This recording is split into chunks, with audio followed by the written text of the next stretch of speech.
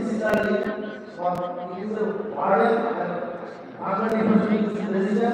So, it will give us way our Ganga, this problem.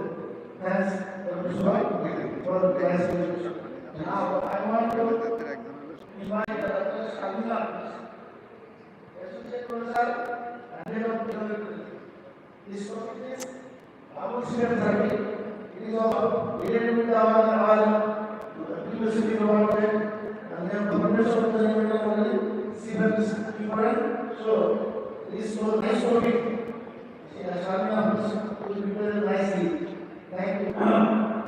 Thank you, respected chairs, distinguished guests, and audience. Assalamualaikum, and welcome you all in my presence. So now I will be sharing with you one of the research papers from our institute, Dr. Kirtinasa Hospital and Institute of Childhood. And the title of our work was Double Feedback Therapy for Neonatal Respiratory Distress, Descriptive Analysis from a Level 3 ICU of Bangladesh. And I'm very happy that my team members and I are present already here with me to share the things with you. This is already known to you all that double feedback therapy is a well-established, safe and easy to use device recommended for low-beta mental illness and respiratory distress. And this actually provides continuous positive pressure to the lung that prevents collapse and increases the functional residual capacity.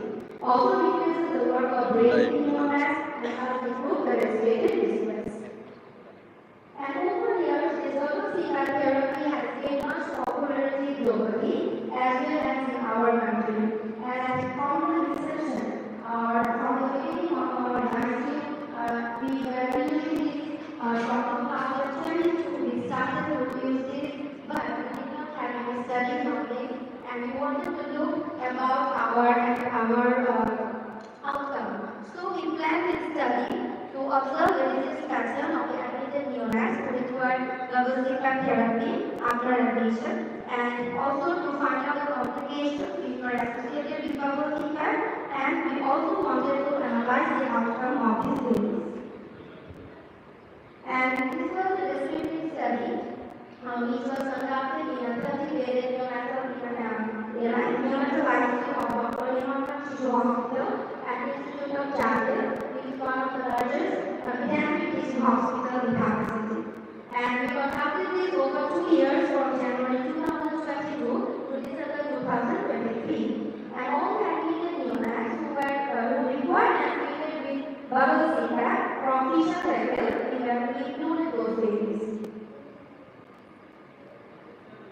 We took a cross-section over the years of using bubble feedback, and for this we extracted the data from hospital records after a comprehensive review of the admission notes, daily progress notes, the consultation notes, the problem list, medication sheets, and also the laboratory radiologic investigation, which were used actually to find out the final diagnosis.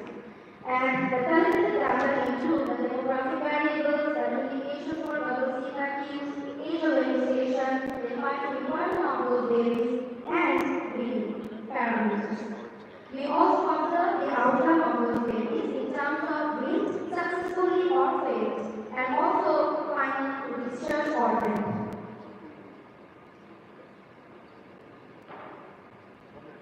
And during the study period, we have more than 3,000 babies, and all the data were collected by our trained medical officers who documented all the data in an Excel spreadsheet. And statistical analysis was done by using SPSS 21, and all the data we expressed as categorical variables in percentage and for continuous variables in the standard deviation. So which I was telling that over 2 years, we had 3,100 neonates admitted in our ICU, and among them, 124 babies required double feedback therapy soon after admission, which was around 4%. This was a double feedback therapy we used from patient level dominated by UNICEF, and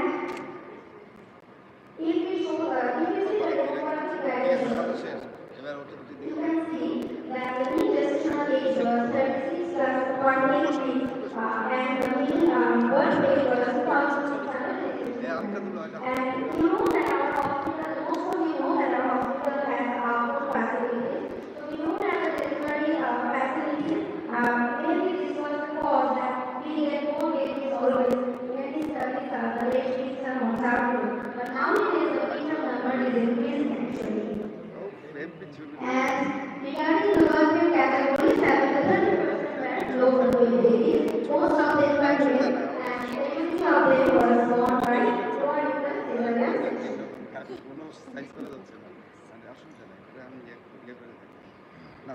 And this is the disease pattern or the diseases actually for which the babies require CPAP therapy.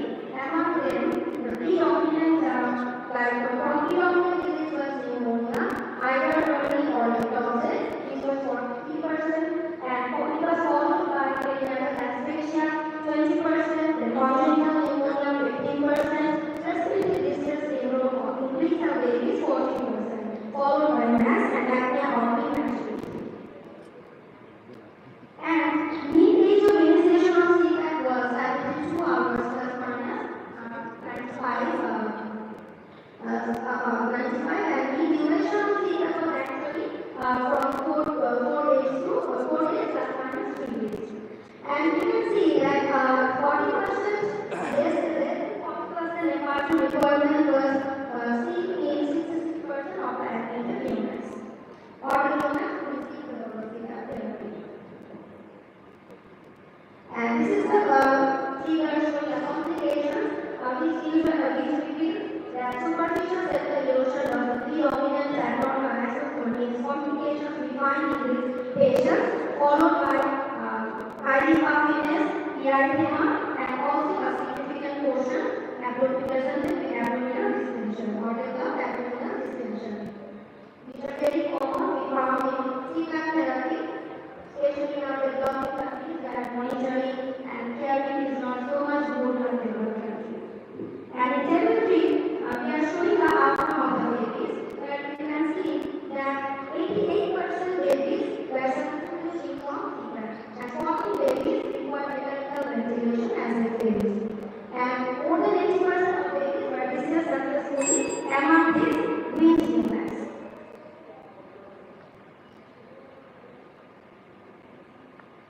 So the last two slides I have.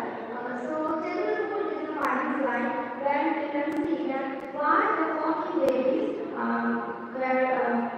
they were raised from CPAP and required mechanical ventilator. So we analyzed the two groups. We analyzed the two groups, the winning group and the failure group. And you can see we have analyzed some variables like gestational age, birth weight category, mean age of admission, initiation of CPAP, and FR2 requirement. And the box highlighted in red, you can see that delayed weaning and FR2 requirement 40% or more on admission was actually significant, having significant role which may cause to failure. And in our study, it showed failure due to these two reasons. So, bubble CPAP was possible to use in most of the conditions where neonates having respiratory distress with a favorable weaning and discharge outcome. And delayed initiation of CPAP and high FR2 requirement are significant risk factors for CPAP failure which need to be addressed judicially. Now we are in 2025, but if we see backwards from 2022 to 2023 where our WHO guideline was provided to us, that early initiation is so much important, it is also reflected on our study. So let's work together and give all the babies with respiratory distress in our hospital and like us all over the world. Change করতে হবে So that we can save our master camera আপনি camera চলে আসছে আচ্ছা আচ্ছা আমাদের ওই camera রয়েছে এটা তাহলে আমি পিছনে যাই মাস্টার ক্যামেরা ফুল